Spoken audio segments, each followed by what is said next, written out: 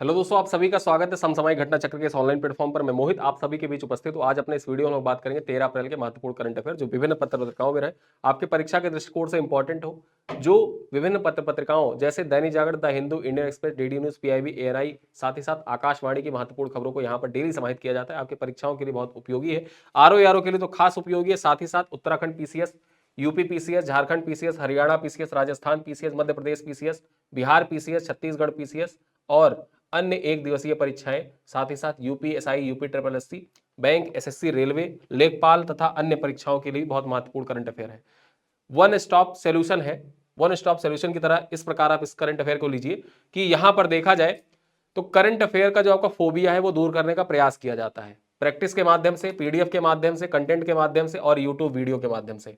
देखा जाए तो जो हमारी क्लास होती है, इस क्लास को हम लोगों ने मंथली पैकेज के माध्यम से डिजाइन कर रखा है और इस मंथली पैकेज में जो मासिक पैकेज है, इस मासिक पैकेज को आप ज्वाइन कर सकते हैं, जिससे आपका करंट अफेयर का फोबिया जो है वो पूरी तरीके से दूर हो जाएगा। कैसे दूर होगा, क्या क्या चीजें हम प्रोवाइड कर रहे हैं ये भी मैं आपको बता देता हूं, एक जल्दी से फटाक से 1 मिनट के अंदर। ठीक है, सबसे पहले तो आपको प्रतिदिन यहां पर देखा जाए तो शाम को 7:30 बजे वीडियो क्लास आपको मिल जाती है। ठीक, वीडियो क्लास आपको मिल जाती है। उसके बाद हम आपको क्या देते हैं, आपको हम चित्रात्मक पीपीटी और पीडीएफ आपको प्रोवाइड कर देते हैं। ये हमारे ऐप पर लगा होता है। जो क्लास यहां पर होती है सीधे एज इट इज इसको लगा दी जाती है ताकि आप जाएं, रिवीजन करें तो आसानी से आपका रिवीजन भी हो जाए।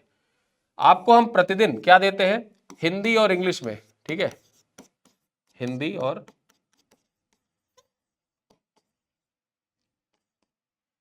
इंग्लिश में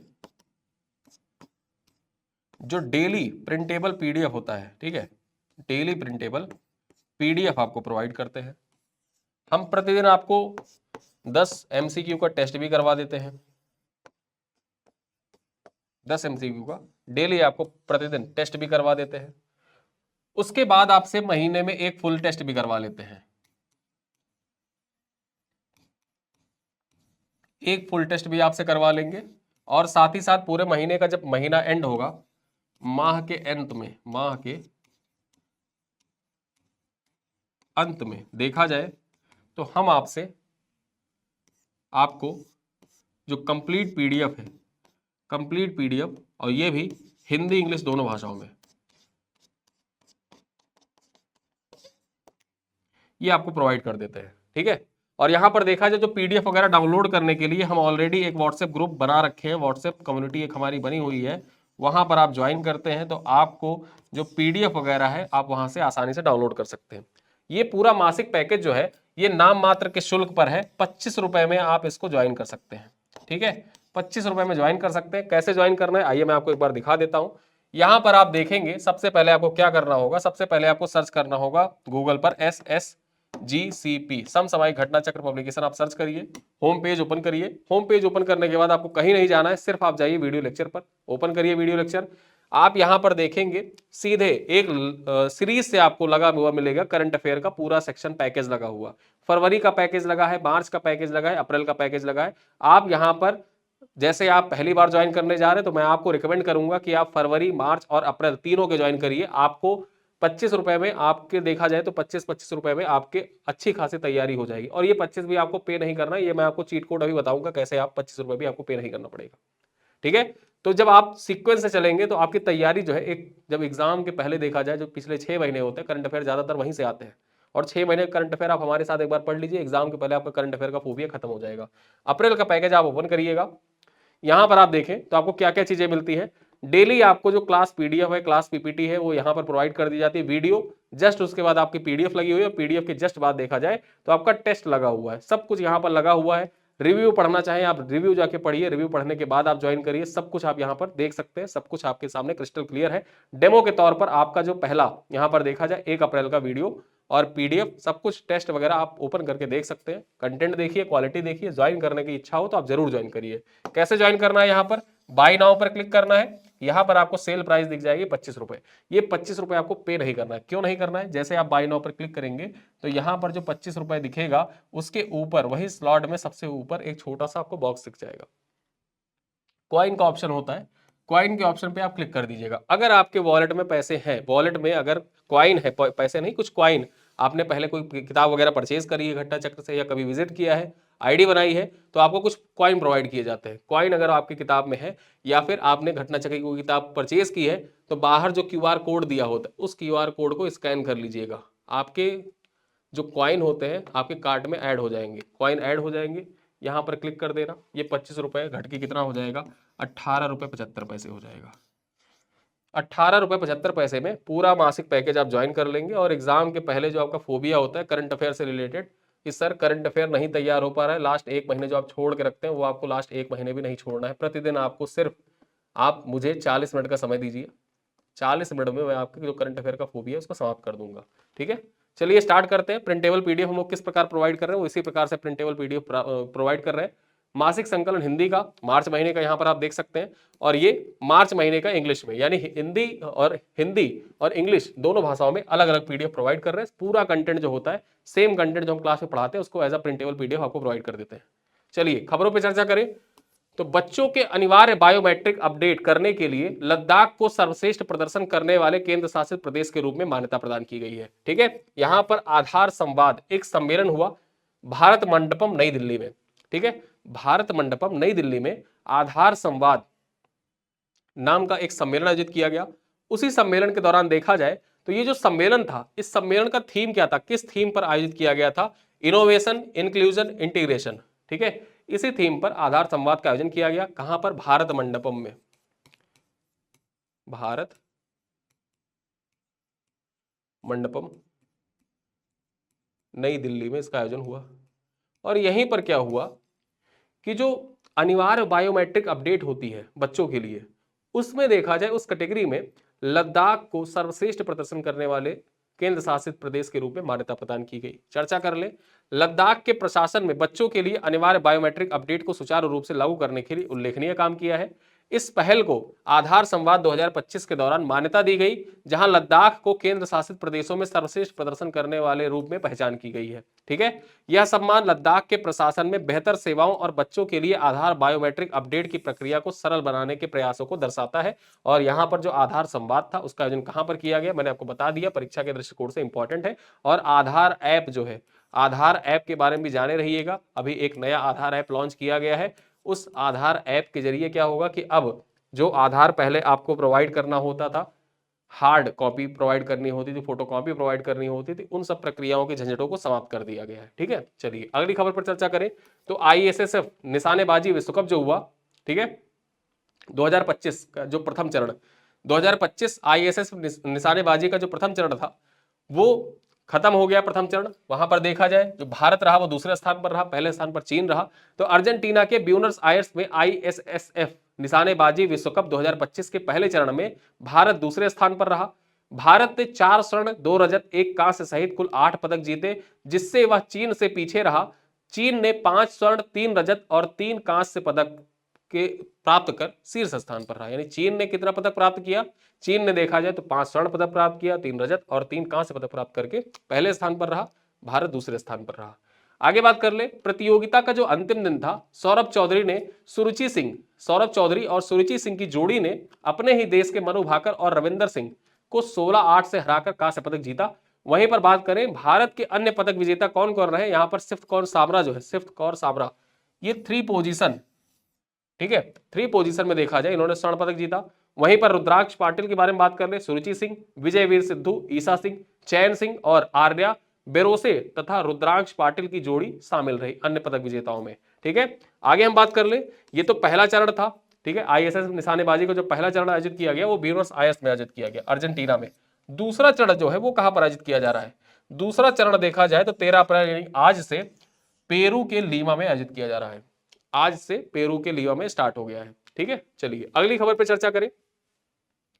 आसियान भारत वस्तु व्यापार समझौते पर संयुक्त समिति की 8वीं बैठक संपन्न हुई है। ठीक है, आसियान भारत वस्तु व्यापार समझौते पर जो संयुक्त समिति है, उस संयुक्त समिति की ज्वाइंट कमेटी जो है, इसके यहां पर देखा जाए तो जो 8वीं बैठक थी वो संपन्न हो गई है। ठीक है, चर्चा कर ले। यहां पर भारत की मेजबानी में आसियान भारत वस्तु व्यापार समझौता, आसियान भारत वस्तु व्यापार समझौते पर संयुक्त समिति की 8वीं बैठक 11 अप्रैल को संपन्न हुई। नई दिल्ली में आयोजित 5 दिवसीय बैठक की सह अध्यक्षता वाणिज्य और उद्योग मंत्रालय के अपर सचिव कौन, राजेश अग्रवाल, और उप सह अध्यक्ष डॉक्टर सुकुमारी एम षणमुगम, वरिष्ठ निदेशक निवेश मलेशिया के व्यापार एवं उद्योग मंत्रालय के द्वारा की गई। यानी कि देखा जाए तो जो अध्यक्षता की गई वो दो लोगों के द्वारा शेयर की गई। किसके किसके द्वारा? भारत और मलेशिया के द्वारा अध्यक्षता को शेयर किया गया था। आगे बात करें, बैठक में कौन कौन सम्मिलित हुए? तो बैठक में ब्रुनोई, कंबोडिया, इंडोनेशिया, लाओपिडोर, Malaysia, Myanmar, Philippines, Singapore, Thailand, Vietnam सहित आसियान देशों के प्रतिनिधियों ने भाग लिया था यहाँ पर। ठीक है, तो आपके परीक्षा के लिए इंपॉर्टेंट हो जाता है कि आसियान भारत वस्तु व्यापार समझौते का जो 8वां जो समिति आयोजित की गई, इसका आयोजन कहां पर हुआ था? इसका आयोजन हुआ भारत में। कहां पर? नई दिल्ली में हुआ। ठीक है, कितने दिनों तक चला था ये जो बैठक हुई? ये 5 दिवसीय थी। 5 दिवसीय। कब खत्म हुआ? ये खत्म हुआ 11 अप्रैल को। अध्यक्षता किसके किसके द्वारा की गई?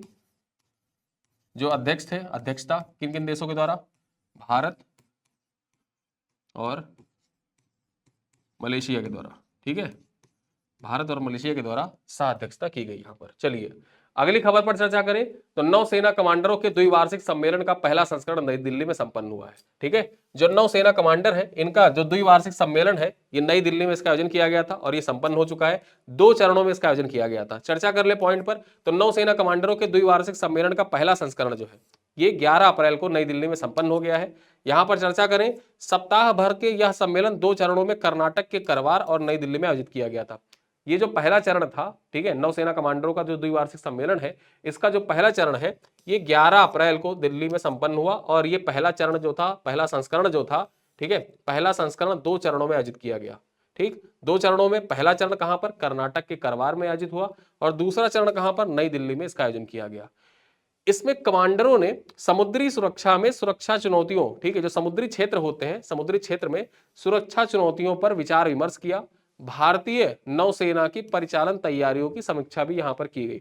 आगे हम बात करें, रक्षा मंत्री राजनाथ सिंह ने करवार सम्मेलन में, यानी कि जो कर्नाटक के करवार में आयोजित किया गया, वहीं पर इसका उद्घाटन किया था। ठीक है, उद्घाटन सत्र की अध्यक्षता राजनाथ सिंह के द्वारा की गई थी। जो कमांडरों का सम्मेलन था, नौसेना कमांडरों का द्विवार्षिक सम्मेलन, इसका जो उद्घाटन सत्र था उसकी अध्यक्षता किसके द्वारा की गई थी?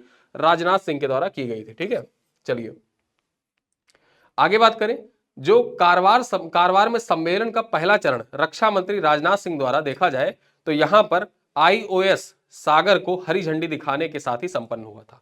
IOS सागर जो था इसको हरी झंडी दिखाकर जो पहला चरण था, ठीक है, पहला चरण संपन्न हुआ करवार वाला। उसके बाद नई दिल्ली में दूसरा चरण आयोजित किया गया था। चलिए आगे देखें, DRDO ने सुखोई 13 MKI विमान से लंबी दूरी की गाइडेड बम गौरव का सफल परीक्षण किया है। ठीक है, जो गौरव है क्या है? ये लॉन्ग डिस्टेंस का गाइडेड बम है। यहां पर आप देख सकते हैं ये गौरव। ठीक, MK जो सुखोई MK-30 है उससे इसका परीक्षण किया गया है। किसके द्वारा किया गया है? तो रक्षा अनुसंधान और विकास संगठन DRDO ने सुखोई 13 MKI विमान से लंबी दूरी के गाइडेड बम गौरव का परीक्षण किया। परीक्षा अभी पूछ सकता है कि हाल ही में चर्चा में रहा गौरव क्या है। ठीक है, ये लॉन्ग डिस्टेंस का गाइडेड बम है। ठीक है, गाइडेड बम का मतलब यही होता है कि आप फायर कर दे, फायर करने के बाद आप उस बम को कंट्रोल कर सकते हैं। यहां से आपने फायर किया, ये निकला, निकलने के बाद आप उसको ट्रैक जो है उसका ट्रैक चेंज कर सकते हैं। आपको लगे कि हाँ जो आपका टारगेट है मूवमेंट कर रहा है, तो मूवमेंट करने के साथ पहले आपको लगा कि वो स्थिर है, आपने टारगेट लॉक कर दिया, फायर कर दिया। फायर करने के बाद आपको लग रहा है कि वो तो मूवमेंट कर रहा है। अब जब मूवमेंट कर रहा है तो आप मूवमेंट करने के साथ उसका ट्रैक चेंज कर सकते हैं। इसी चीज को आप गाइडेड बम कहते हैं। ठीक है, चलिए आगे देखें, रक्षा मंत्रालय के अनुसार परीक्षणों में लगभग 100 किलोमीटर तक की दूरी की सटीकता के साथ सफलतापूर्वक इसका प्रदर्शन किया गया। मतलब 100 किलोमीटर तक सटीक दूरी का परीक्षण हुआ। यहाँ पर गौरव 1000 किलोग्राम वर्ग की गाइडेड बम है। जो गौरव है इसका वजन कितना है? तो 1000 किलोग्राम का गाइडेड बम है। ठीक है, जिसे चांदीपुर स्थित अनुसंधान केंद्र, इमारत, आयुध अनुसंधान एवं विकास प्रतिष्ठान तथा एकीकृत परीक्षण रेंज द्वारा स्वदेशी रूप से डिजाइन और विकसित किया गया। कहां पर विकसित किया गया है? तो ये चांदीपुर उड़ीसा में ही विकसित किया गया है गौरव को। इसका वजन कितना है? वजन याद रखिएगा, जैसे FWD बॉम्बर का वजन पूछ लिया था UPPCS 2024 में, ठीक है, 1000 किलोग्राम। उसी तरह गौरव का भी वजन याद रखिएगा। गौरव का वजन कितना है? स्वदेशी रूप से विकसित गौरव गाइडेड बम का वजन कितना? 1000 किलोग्राम। चलिए आगे चर्चा करें, दक्षिण कोरिया और सीरिया ने औपचारिक रूप से जो कूटनीतिक संबंध है उनको स्थापित कर लिया है। पॉइंट पर चर्चा कर लें तो दक्षिण कोरिया और सीरिया ने औपचारिक रूप से कूटनीतिक संबंध स्थापित कर ली है, जो सीरिया के राष्ट्रपति अहमद अल शरा की सरकार के लिए एक मील का पत्थर है। देखिए, पहले बशर अल असद की सरकार थी, लेकिन बशर अल असद अब देश छोड़ के भाग चुके हैं। ठीक है, जब सीरिया में कू हुआ उसके बाद क्या हो, बशर असद देश छोड़ के भाग गए। वर्तमान में देखा जाए तो राष्ट्रपति सीरिया के कौन है, अहमद अल शरा। अहमद अल शरा जो है ये देश को चलाने का प्रयास कर रहे हैं, प्रयासरत है फिलहाल पे देखा जाए। ठीक है, चलिए आगे देखें। दमिश्कस में 10 अप्रैल को दक्षिण कोरिया के विदेश मंत्री चो ताए युल और सीरिया के विदेश मंत्री असद अल शैबानी के बीच समझौते को अंतिम रूप दिया गया है। यहां पर देखें, इस अवसर पर चो ताए युल ने कहा कि दक्षिण कोरिया व्यापार, निवेश और मानवीय सहायता के माध्यम से जो सीरिया में पिछले 13 सालों से देखा जाए जो गृह युद्ध की स्थिति बनी हुई है उससे उबारने में मदद प्रदान करेगा, यह साउथ कोरिया ने कहा है। तो बेसिकली पूछा जाए आपसे परीक्षा में कि हाल ही में सीरिया के साथ किस एशियाई देश ने कूटनीतिक संबंध स्थापित किए, उसको 3-4 ऑप्शन दे दे। 3-4 ऑप्शनों में वहां पर मलेशिया, फिलीपींस, जापान और दक्षिण कोरिया, तो आप दक्षिण कोरिया टिक करके आइएगा। चलिए आगे देखें, जो विराट कोहली है कि आईपीएल के इतिहास में 1000 चौके छक्के लगाने वाले पहले खिलाड़ी बन गए हैं। चौका छक्का दोनों मिला के देखा जाए तो 1000 चौके छक्के लगाने वाले पहले खिलाड़ी बन गए हैं आईपीएल के इतिहास में। विराट कोहली इस टूर्नामेंट के इतिहास में 1000 चौके छक्के लगाने वाले पहले खिलाड़ी बन गए हैं, जिसमें 721 चौके हैं। विराट कोहली ने 721 चौके और 279 छक्के लगाए हैं अब तक। ठीक है, आईपीएल में 721 चौके और 279 छक्के लगाए हैं। वहीं पर देखा जाए तो रॉयल चैलेंजर्स बेंगलुरु के इस दिग्गज खिलाड़ी ने अब तक सभी 18 आईपीएल के सीजन खेले हैं।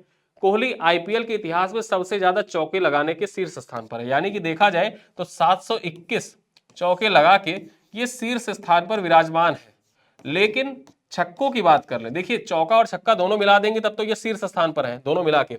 लेकिन अगर हम सिर्फ छक्के की बात कर ले तो छक्के में देखा जाए तो शीर्ष स्थान पर कौन है, क्रिस गेल। क्रिस गेल जो है आईपीएल के इतिहास में सर्वाधिक 6 मारने वाले खिलाड़ी हैं। और वहीं पर देखा जाए दूसरा स्थान आता है रोहित शर्मा का। किसका, रोहित शर्मा का। और तीसरे स्थान पर है विराट कोहली। विराट कोहली का कौन सा स्थान है, तीसरा स्थान है। ठीक है, वहीं पर देख ले, बात कर ले क्रिस गेल ने कितने छक्के मारे हैं। क्रिस गेल ने मारे 357 छक्के और रोहित शर्मा के 382।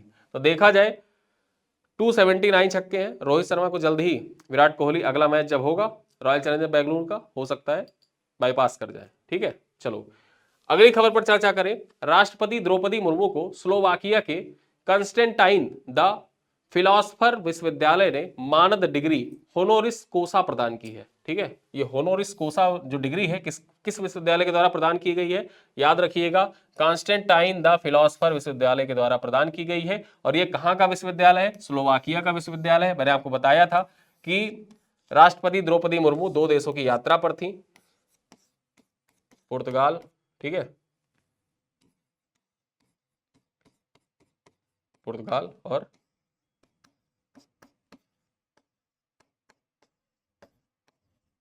स्लोवाकिया। ब्रातिस्लावा है यहाँ की राजधानी। ठीक है, राजधानी याद रखना ब्रातिस्लावा है। आगे हम बात कर लें, भारत की राष्ट्रपति द्रौपदी मुर्मू को स्लोवाकिया के नित्रा में कॉन्स्टेंटाइन द फिलोसफर विश्वविद्यालय ने मानद होनोरिस कोसा प्रदान किया है। यहाँ पर बात करें तो राष्ट्रपति को लोक सेवा और शासन में उनके विशिष्ट कार्यों, सामाजिक न्याय और समावेशन की वकालत और शिक्षा, महिलाओं और सशक्तिकरण, सांस्कृतिक तथा भाषाई विविधता के संरक्षण एवं संवर्धन में योगदान के लिए डॉक्टरेट की मानद उपाधि प्रदान की गई है। जो विद्यालय है, इस विश्वविद्यालय ने डॉक्टरेट की उपाधि प्रदान की है, लेकिन किस क्षेत्र में प्रदान की गई है, ये क्षेत्र जाने रहिएगा कि लोक सेवा शासन में विशिष्ट कार्यों, सामाजिक न्याय और समावेशन में वकालत, शिक्षा, महिलाओं के सशक्तिकरण, सांस्कृतिक एवं भाषाई विविधता के संरक्षण के क्षेत्र में ये डॉक्टरेट की उपाधि प्रदान की गई है। आगे हम बात करें, जो कॉन्स्टेंटाइन द फिलोसफर यूनिवर्सिटी नित्रा, ये है प्रमुख विश्वविद्यालयों में से एक है, नित्रा के प्रमुख विश्वविद्यालयों में से एक है। आगे बात करें, जो ये होनोरिस कासा है, होनोरिस कासा एक मानद शैक्षणिक उपाधि है जो द्रौपदी मुर्मू को प्रदान की गई है। द्रौपदी मुर्मू को प्रदान की जाने वाली ये उपाधि जो है ये क्या है, ये एक शैक्षणिक उपाधि है जो विश्वविद्यालय द्वारा उन असाधारण व्यक्तियों को प्रदान की जाती है जिन्होंने शिक्षा, विज्ञान, संस्कृति के विकास में महत्वपूर्ण योगदान दिया है। ठीक है, शिक्षा, विज्ञान और संस्कृति के क्षेत्र में महत्वपूर्ण योगदान देने वाले लोगों को यह प्रदान की जाती है। चलिए आगे बात करें, युवाओं को रोजगार देने में उत्तर प्रदेश अव्वल है। यूपी स्पेशल के दृष्टिकोण से इंपॉर्टेंट है। ठीक है, उत्तर प्रदेश स्पेशल के दृष्टिकोण से बहुत महत्वपूर्ण है। यहां पर देखा जाए ये जीएस पेपर 6, ठीक है, जीएस पेपर 6 बेसिकली एक बात मैं आपको बताता हूं, जीएस पेपर 5 का जो पेपर है उसमें इतिहास पूछता है, उत्तर प्रदेश की संस्कृति पूछती है, पॉलिटी पूछता है। उनमें बहुत ज्यादा डायमेंशन नहीं होता है कि आप करंट अफेयर से चीजों को रिलेट कर पाए। लेकिन जीएस पेपर 6 का टॉपिक एक ऐसा टॉपिक है जहां पर आप करंट अफेयर आपने भर दिया, आपको अच्छे नंबर मिल जाएंगे। देखा जाए तो 2023 का जो पेपर हुआ था जीएस पेपर 6, ठीक है, वहां पर सिद्धार्थ गुप्ता को शायद 129 नंबर मिले थे, टॉपर थे सिद्धार्थ गुप्ता, 129 नंबर मिले थे। कॉपी उनकी जब देखी गई, कॉपी उन्होंने जो कोचिंग वगैरह टेस्ट सीरीज वगैरह की कॉपियाँ होती है बाद में उन्होंने शेयर करी थी, उसमें एक चीज़ था कि उन्होंने अपने कॉपी में करंट अफेयर खूब भर के मेंशन कर रखा था। कैसे, वो पहले से शायद पोस्टेड भी थे कहीं, तो उन्होंने जो आधिकारिक वेबसाइट होते थे, आधिकारिक वेबसाइट पर जो खबरें पोस्ट की जाती थी, जो न्यूज़पेपर की कटिंग इत्यादि पोस्ट की जाती थी, जैसे उत्तर प्रदेश गवर्नमेंट की जो वेबसाइट है, ट्विटर अकाउंट है, वहाँ पर जो डेली न्यूज़पेपर होते हैं वहाँ की कुछ कटिंग प्रस्तुत की जाती है। ठीक है, वहाँ का डाटा वो उठाते थे, नोट करते थे, नोट्स बनाते थे और अपने क्वेश्चन में उसको फिट कर देते थे, जैसी डिमांड वैसी सप्लाई। तो यहाँ पर देखा जाए जो खबरें हैं, ये खबर जैसे उत्तर प्रदेश में रोजगार में यूपी अव्वल, ये अमर उजाला की खबर है और अमर उजाला की ये खबर यूपी गवर्नमेंट का जो ट्विटर हैंडल है वहां पर पोस्ट किया गया था और वहीं से ये खबर उठाई भी गई है आपके लिए। और ये जीएस पेपर 6 के लिए इंपॉर्टेंट है, महत्वता आप समझ गए होंगे मेरे बताने के बाद। ठीक है, चलिए इंडिया स्किल रिपोर्ट 2025 में राज्यों में रोजगार की स्थिति की वर्तमान परिदृश्य पर चर्चा की गई है। सबसे पहले तो आपको यही मेंशन कर देगा होगा, जैसे ही पूछा जाए परीक्षा में कि उत्तर प्रदेश में रोजगार की स्थिति या उत्तर प्रदेश में बेरोजगारी इन सब से रिलेटेड सवाल पूछा जाए, वहां पर आप तुरंत मेंशन करिएगा सबसे पहले रिपोर्ट का नाम कि इंडिया स्किल्स रिपोर्ट 2025 में राज्यों की रोजगार स्थिति की वर्तमान परिदृश्य की चर्चा की गई, जिसमें बताया गया कि उत्तर प्रदेश 18 से 21 वर्ष के आयु के युवाओं को रोजगार देने के मामले में 92.2% के साथ शीर्ष स्थान पर है पूरे भारत में। यानी कोई युवा जो 18 से लेकर और 21 साल का है, तो 18 से 21 साल के बीच के युवाओं को नौकरी देने के मामले में उत्तर प्रदेश पूरे भारत में शीर्ष स्थान पर है, पूरे भारत में शीर्ष स्थान पर है। आगे हम चर्चा करें, दूसरे स्थान पर किसका नाम आता है, मध्य प्रदेश का आता है, तीसरे स्थान पर कर्नाटक का स्थान आता है। ठीक है, तो पहला दूसरा तीसरा आप जाने रहिए, ये 18 से 21 आयु वर्ग की बात की जा रही है। वहीं हम बात कर ले 22 से 25 आयु वर्ग की श्रेणी में। ठीक है, तो जो 22 से 25 आयु वर्ग की श्रेणी है, यहां पर युवाओं को रोजगार देने के मामले में देखा जाए तो यूपी 94.29% के साथ में टॉप स्थान पर, यानी पहले स्थान पर है। दूसरे नंबर पर केरल का स्थान आता है और तीसरे स्थान पर पंजाब का स्थान आता है। साथ ही साथ रिपोर्ट के मुताबिक पुरुषों के लिए रोजगार संसाधन सबसे ज्यादा आंध्र प्रदेश में। अगर पुरुष कोई रोजगार प्रदान प्राप्त करना चाहते हैं तो उनके लिए पूरे भारत में देखा जाए तो सबसे ज्यादा रोजगार के संसाधन आंध्र प्रदेश में। अगर कोई रोजगार करना चाहता है तो वह आंध्र प्रदेश चला जाए, रोजगार मिल जाएगा। दूसरे नंबर पर जो कर्नाटक है उसका स्थान आता है, तीसरे पे महाराष्ट्र का और चौथा स्थान आता है उत्तर प्रदेश का। ठीक है, तो ये 4 राज्य है जहां पर आपको रोजगार मिल सकता है, ऐसा बताया गया है जो इंडिया स्किल रिपोर्ट 2025 जारी की गई उस रिपोर्ट में। और ये गवर्नमेंट ने अपने ट्विटर हैंडल से इसको पोस्ट किया था। ठीक है, तो आप इसको as a example, as a case study, as a fact, as a data आप अपने परीक्षाओं में इसको मेंशन कर सकते हैं, नोट कर सकते हैं, नोट डाउन कर सकते हैं, स्क्रीनशॉट ले सकते हैं, जो आप चाहें इसको आप कर सकते हैं, अपने एग्जाम में जरूर लिखिएगा। ठीक है, चलिए आगे देखें आज की अंतिम खबर यह है कि भारत और इटली ने वैज्ञानिक अनुसंधान के क्षेत्र में सहयोग के लिए समझौते ज्ञापन पर हस्ताक्षर किया है। यहां पर देखिए भारत और इटली के बीच में वैज्ञानिक अनुसंधान के क्षेत्र में सहयोग पर हस्ताक्षर किया गया है, समझौते ज्ञापन पर। चर्चा कर ले यहां पर, भारत और इटली ने 11 अप्रैल 2025 को वैज्ञानिक अनुसंधान के क्षेत्र में सहयोग के लिए एक समझौते ज्ञापन पर हस्ताक्षर किया है। चर्चा करें, इटली की विश्वविद्यालय और अनुसंधान मंत्री अन्ना मरिया बर्निन, अन्ना मरिया बर्निन कौन है? ये है अन्ना मरिया बर्निन, ठीक है। भारत की यात्रा के दौरान इस समझौते ज्ञापन पर हस्ताक्षर किया। यह एमओयू केंद्रीय विज्ञान और प्रौद्योगिकी राज्य मंत्री जो स्वतंत्र प्रभार है डॉक्टर जितेंद्र सिंह, उनसे मुलाकात के दौरान की गई। और यहां पर देखा जाए तो दोनों मंत्रियों ने क्वांटम प्रौद्योगिकी, कृत्रिम बुद्धिमत्ता, जैव प्रौद्योगिकी तथा अन्य उभरते क्षेत्रों में सहयोग पर भी चर्चा की। बेसिकली जो ये एमओयू हस्ताक्षरित किया गया है, ये एमओयू किस क्षेत्र के लिए हस्ताक्षरित किया गया है? तो क्वांटम प्रौद्योगिकी, एआई और जैव प्रौद्योगिकी जो है, साथ ही साथ अन्य उभरते हुए जो क्षेत्र है, उन्हीं क्षेत्रों पर सहयोग करने के लिए इस एमओयू को हस्ताक्षरित किया गया है, ठीक है। तो यहां पर यह पॉइंट याद रखिएगा कि भारत ने हाल ही में किस यूरोपीय देश के साथ वैज्ञानिक अनुसंधान के क्षेत्र में एमओयू पर हस्ताक्षर किया है? तो एमओयू पर हस्ताक्षर भारत ने इटली के साथ किया है। चलिए आगे देखें, उन्होंने वैज्ञानिक और तकनीकी सहयोग के लिए 2025 से 27 कार्यकारी कार्यक्रम को लागू करने पर भी सहमति व्यक्त की है, जिसका उद्देश्य कृत्रिम बुद्धिमत्ता यानी कि एआई और डिजिटलीकरण जैसी महत्वपूर्ण प्रौद्योगिकियों में सहयोग को बढ़ावा देना। यानी कि दोनों देश एआई और डिजिटलीकरण जैसी महत्वपूर्ण प्रौद्योगिकियां हैं, उन दोनों प्रौद्योगिकियों में आपस में कोलैब करेंगे, एक दूसरे का सहयोग करने का प्रयास करेंगे। तो आज के जो महत्वपूर्ण करंट अफेयर के पॉइंट्स थे, उन बिंदुओं पर चर्चा की। प्रश्नों का उत्तर आपको देना है, प्रश्न मैं आपसे पूछूंगा, इनका जवाब आपको कमेंट बॉक्स में देना है। पहला प्रश्न क्या है कि हाल ही में बच्चों के लिए अनिवार्य बायोमेट्रिक अपडेट की कार्यान्वयन में कौन सा केंद्र शासित प्रदेश से सर्वश्रेष्ठ प्रदर्शन करने वाला घोषित किया गया? जम्मू कश्मीर, दिल्ली, पौंडीचेरी, लद्दाख। दूसरे नंबर पर देखिए, दूसरा प्रश्न क्या है कि निम्नलिखित कथनों पर विचार करें। नौसेना सम्मेलन का पहला चरण कर्नाटक के कारवार में हुआ। दूसरा कथन कह रहा है सम्मेलन में रक्षा मंत्री द्वारा आईओएनएस सागर, ठीक है, आईओएनएस सागर को हरी झंडी दिखाई गई। यहां पर इस चीज पे ध्यान रखिएगा, आईओएनएस सागर को हरी झंडी दिखाई गई। आपको बताना है उपयुक्त में से कौन सा कथन सही है। केवल एक, केवल दो, एक दो दोनों, ना तो एक ना ही दो। तीसरा है दक्षिण कोरिया और सीरिया के बीच औपचारिक रूप से कूटनीतिक संबंध किस तिथि को स्थापित हुए? कौन सी तिथि थी? डेट अब आपको बताना है, 8 अप्रैल, 10 अप्रैल, 11 अप्रैल या 13 अप्रैल को। चौथा नंबर का प्रश्न है कि विराट कोहली ने आईपीएल में कुल कितने चौके छक्के पूरे कर एक रिकॉर्ड बनाया है? 900, 1000, 1100 या 2000। पांचवा प्रश्न है कॉन्स्टेंटाइन द फिलोसफर विश्वविद्यालय द्वारा राष्ट्रपति द्रौपदी मुर्मू को किस योगदान के लिए मानद डॉक्टरेट की उपाधि प्रदान की गई है? खेल में योगदान के लिए, सांस्कृतिक विविधता, रक्षा और महिला सशक्तिकरण के लिए, विज्ञान के क्षेत्र में या विदेश नीति में सुधार के लिए, ठीक है। छठा प्रश्न क्या है? भारत इटली के बीच अप्रैल 2025 में हस्ताक्षर किए गए एमओयू का उद्देश्य क्या है?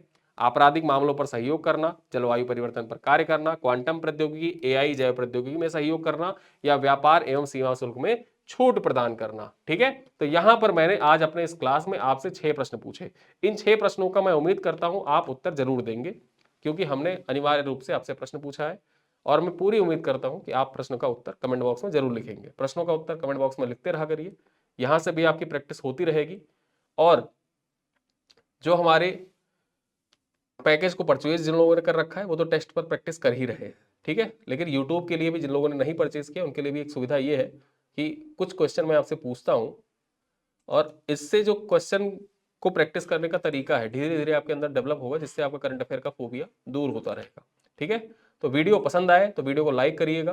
वीडियो आप लाइक करेंगे तो यूट्यूब रिकमेंड करेगा वीडियो को आगे, एल्गोरिथम जो है यूट्यूब का वो आगे लोगों को रिकमेंड करेगा और वीडियो हमारी आगे धीरे धीरे ग्रो करती रहेगी। तो आप लोगों के सहयोग से ही वीडियो संचालित किया जा रहा है, वीडियो चल रहा है, आप लोगों के सहयोग से आप देख रहे हैं तो भी वीडियो चल रहा है। पसंद आए लाइक करिएगा, कमेंट करिएगा। मिलते हैं अगले वीडियो में, तब तक के लिए धन्यवाद।